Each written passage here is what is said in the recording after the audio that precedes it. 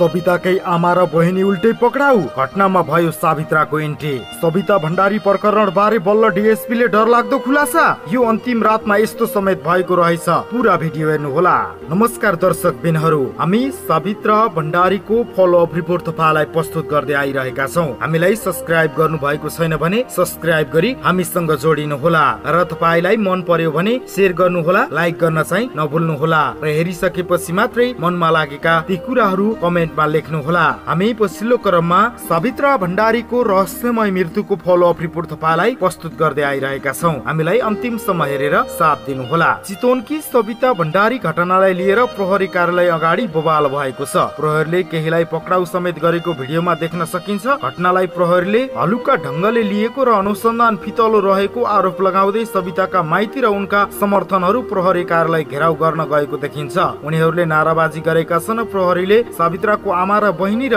केही अभियन्ताहरूलाई पक्राउ गरेको देखिन्छ। यो घटना कर्णाली विरुद्ध आवाज उठाउँदै आएकी सावित्रा सुवेदी पनि पुगेकी छन्। उनी पनि प्रदर्शनीमा सहभागी हुँदा प्रहरीले पक्राउ गरेको छ। सविताको परिवार र सावित्राका समूहका अभियन्तालाई प्रहरीले पक्राउ गरेको हो। यो क्रममा स्थानीय र सविताका न्याय दिलाउन भन्दै आन्दोलनमा लागिरहेकाले नाराबाजी समेत गरेका थिए। चितवनकी सविता भण्डारीको करिब 1 महिना अघि रहस्यमय निधन भएको थियो। उनका माइतीले सविताले आफै मृत्यु नरोजेको र उनलाई त्यसका लागि बाध्य बनाउने दाबी गर्दै आएका छन्। प्रहरीले समेत यो घटनालाई हल्का ढंगले लिएको आरोप उनीहरूको छ। प्रहरीले उजुरी दर्ता गर्न समेत आनाकानी गरेको परिवार र आफन्तले जनाएका छन्। यो घटनाको निष्पक्ष छानबिन होस्, निर्दोष नफसोस्, सविताले न्याय पाउन् भन्ने हाम्रो पनि ठम्माई हो। सविता भण्डारी प्रकरण बारे बल्ल डीएसपीले डरलाग्दो खुलासा। यो अन्तिम रातमा यस्तो समेत भएको रहेछ। पुरा भिडियो हेर्नु होला।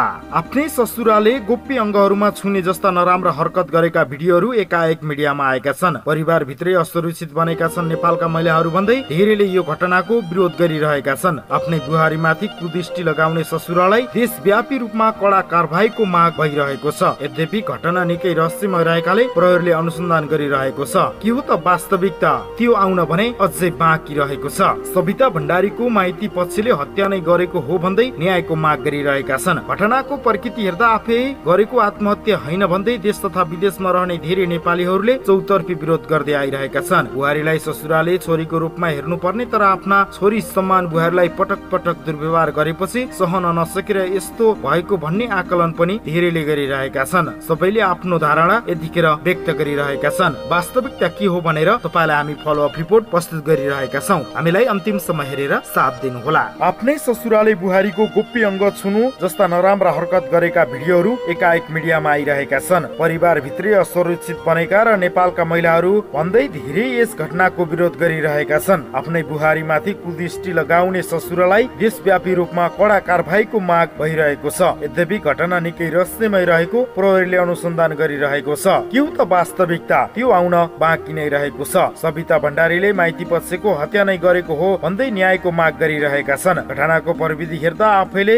आत्महत्या होइन भन्दै देश तथा विदेशमा रहने नेपालीहरूलाई चौतर्फी विरोध गर्दै आइरहेका छन्। बुहारीलाई ससुराले छोरीको रूपमा हेर्नुपर्ने तर आफ्नै छोरीको सम्मान बुहारीलाई पटक पटक दुर्व्यवहार गरेपछि सहन नसकेर यस्तो भएको भन्ने आकलन पनि धेरैले गरेका छन्। सबै आफ्नो धारणा राखिरहेका छन्। यति सानो छोराको का खुसी हो, मेरी दिदीलाई मारेको हो भन्दै बहिनीले सार्वजनिक गरिन् ससुराको घिनलाग्दो करतुत। वैशाख 4 गतेको घटना हो। चितवन शारदा नगर स्थित महानगरीय प्रहरी काठमाडौँमा रहेको सविता धिताल भण्डारीको माइतीलाई सम्पर्क गर्छ र सविता धिताङ भण्डारीले केही घण्टा अगाडि देहत्याग गरेको र मृतकको शव अस्पतालमा पुर्याइएको सकेसम्म छिटो सम्बन्धित अस्पतालमा आइपुग्न अनुरोध गर्छन्। यस्ता सविताको माइती परिवार स्तब्ध बन्छन्। त्यो सूचनालाई स्वीकार्न सक्दैनन्। माइती पक्षले सविताको परिवारलाई सम्पर्क गर्न कोसिस गर्छ तर सम्पर्कमा परिवार भित्रका सदस्य कोही आउँदैनन्। अन्ततः परिवार नजिकका आफन्तसँग सम्पर्क हुन्छ र सविताको माइतीले कल्पना गर्नसम्म नसकेको घटनालाई स्वीकार्न बाध्य हुन्छन्। केही घण्टा भित्र माइती पक्ष सम्बन्धित अस्पताल पुग्छन् जहाँ सविताको शव पोस्टमार्टमको निम्ति अस्पताल पुर्याएको हुन्छ।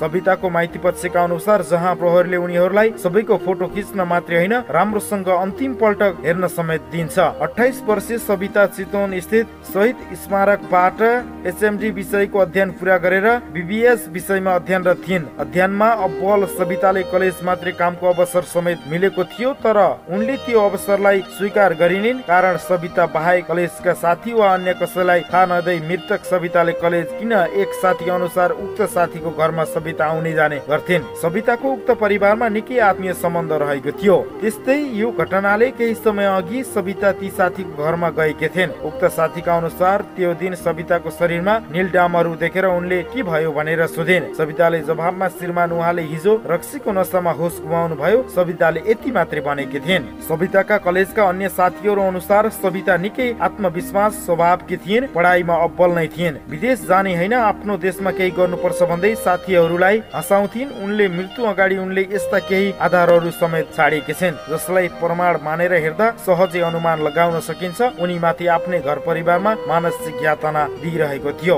अहिले यो घटनाको सामाजिक सञ्जालमा निकै तातेको छ। विभिन्न माध्यमबाट सविताले न्यायका लागि पहल गरेका छन्। श्रीमानले यातना दिने, ससुराले यो सम्बन्ध गर्न समेत माग गर्ने, प्राइभेट पाटाहरू सुमसुमाउँदै विभिन्न हरकत गर्ने गरेपछि उनले बाध्यात्मक भएर बस्न परेको अवस्थामा उनले अब बाहिर कुरा ल्याउने भइन् भनेर परिवारले नै सिद्धाएको भन्ने सविताको परिवारको आरोप रहेको छ। सविता भण्डारीलाई ससुराले गरेको अर्को घिनलाग्दो हरकत बाहिरियो। आफ्नै ससुराले बुहारीको गोप्य अङ्गमा छुनु जस्ता नराम्रा हरकत गरेको भिडियोहरू एकाएक मिडियामा आइरहेका छन्। परिवार भित्रै असुरक्षित बनेका छन् नेपालका महिलाहरू भन्दै धेरैले यस विषयको घटनाको विरोध गरिरहेका छन्। आफ्नै बुहारीमाथि कुदृष्टि लगाउने ससुरालाई देशव्यापी रूपमा कडा कारबाहीको माग भइरहेको छ। यद्यपि घटना निकै रहस्यमय रहेकाले प्रहरीले अनुसन्धान गरिरहेको छ। के हो त वास्तविकता त्यो आउन भने अझै बाँकी रहेको छ। सविता भण्डारीको माइती पक्षले हत्या नै गरेको हो भन्ने न्यायको माग गरिरहेका छन्। घटनाको प्रविधि हेर्दा आफै गरेको आत्महत्या होइन भन्दै देश तथा विदेशमा रहने धेरै नेपालीहरूले चौतर्फी विरोध गर्दै आइरहेका छन्। बुहारीलाई ससुराले छोरीको रूपमा हेर्नु तर आफ्नै छोरी सम्मान बुहारीलाई पटक पटक दुर्व्यवहार गरेपछि सहन नसकेर यस्तो भएको भन्ने आकलन पनि धेरैले गरेका छन्। सबै आफ्नो धारणाहरू यतिखेर सार्वजनिक गरिरहेका छन्। सविता भण्डारी प्रकरण, ससुराले बुहारीको संवेदनशील अङ्ग छुने गरेको घिनलाग्दो हरकत बाहिरियो। आफ्नै ससुराले बुहारीको गोप्य अङ्गमा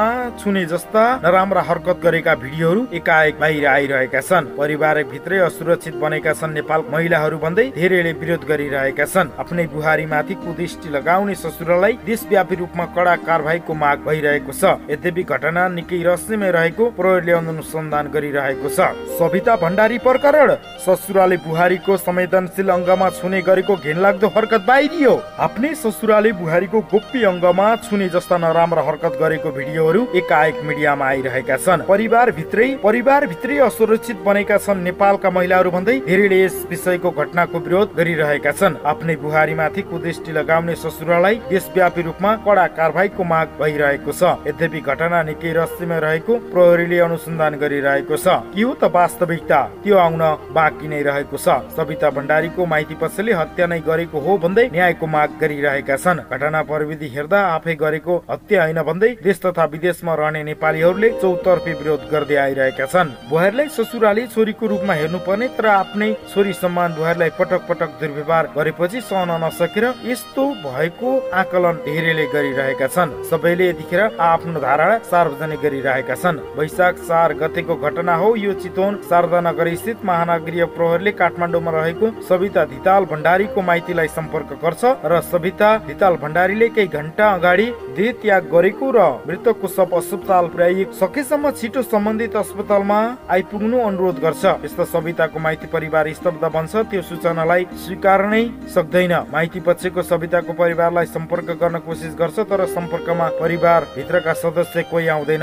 अन्ततः परिवार नजिकका आफन्त सम्पर्क हुन्छ। सविताले माइतीले कल्पना गर्नसम्म नसकेको घटनालाई स्वीकार्न बाध्य हुन्छन्। केही घण्टा भित्र माइती पक्ष सम्बन्धित अस्पताल पुग्छ जहाँ सविताको पोस्टमार्टमका लागि अस्पतालमा पुर्याइएको हुन्छ। सविताको माइती पक्षका अनुसार जहाँ प्रहरीले उनीहरूलाई सबैको फोटो खिच्न मात्रै होइन राम्रोसँग अन्तिम पल्ट हेर्न समेत दिन्छ। 28 वर्षीय सविता चितवन स्थित शहीद स्मारकबाट एचएमए विषयको अध्ययन पूरा गरेर बीबीएस विषयमा अध्ययनरत थिइन्। अध्ययन अब्बल सविताले कलेजबाटै कामको अवसर समेत मिलेको थियो तर उनले त्यो अवसरलाई स्वीकार गरिन् कारण सविता बाहेक कलेजका साथी वा अन्य कसैलाई थाहा नभए मृतक सविताले कलेज किन एक साथीको अनुसार उक्त साथीको घरमा सविता आउने जाने गर्थिन्। सविताको उक्त परिवारमा निकै आत्मीय सम्बन्ध रहेको थियो। त्यस्तै यस घटनामा केही समय पनि सविता र ती साथीको घरमा गएकी थिइन्। उक्त साथीका अनुसार त्यो दिन सविताको शरीरमा नीलडामहरू देखेर उनले के भयो भनेर सोधेकी थिइन्। सविताले जवाब दिइन्, श्रीमान उहाँले हिजो रक्सीको नसामा होस गुमाउनु भएको थियो। सविताले यति मात्रै बोलिन्। सविताको कलेजका अन्य साथीका अनुसार सविता निकै आत्मविश्वासी स्वभावकी थिइन्, पढाइमा निकै अब्बल थिइन्। विदेश जाने होइन, आफ्नै देशमा केही गर्नुपर्छ भन्दै साथीहरूलाई हँसाउँथिन्। उनले मृत्यु अगाडि यस्ता केही आधारहरू समेत छाडेकी छिन् जसलाई प्रमाण मानेर हेर्दा सहजै अनुमान लगाउन सकिन्छ उनीमाथि आफ्नै घर परिवारले मानसिक यातना दिइरहेको थियो। अहिले यो घटनाको सामाजिक सञ्जालमा निकै तातेको छ। विभिन्न माध्यमबाट सविताले न्यायका निम्ति पहल भइरहेको छ। श्रीमानले यातना दिने, ससुराले यौन सम्पर्क गर्न समेत माग गर्ने, प्राइभेट पाटाहरू सुमसुमाउँदै विभिन्न हरकत गर्ने गरेपछि उनले बाध्यात्मक भएर बस्नु परेको अवस्था, उनले अब बाहिर कुरा ल्याउने भइन् भनेर परिवारले नै सिद्धाएको भन्ने सविताका माइती पक्षको आरोप रहेको छ। हामीलाई अन्तिम समय हेरेर साथ दिनु भएकोमा तपाईलाई धन्यवाद। हामीलाई सब्स्क्राइब गर्नु भएको छैन भने सब्स्क्राइब गरी हामीसँग जोडिनु होला। अन्तिम समय हेरेर साथ दिनुभयो, लाइक गर्नु होला, शेयर गर्नु होला र मनमा लागेका ती कमेन्टहरू पनि गर्न नभुल्नु होला। सविता भण्डारीको चितवन गएर हामी केही दिनपछि फलोअप रिपोर्ट तपाईको लागि हामी प्रस्तुत गर्छौं र न्यायको लागि तपाई हामी सबै एकजुट भएर अगाडि बढ्नु पर्ने हुन्छ।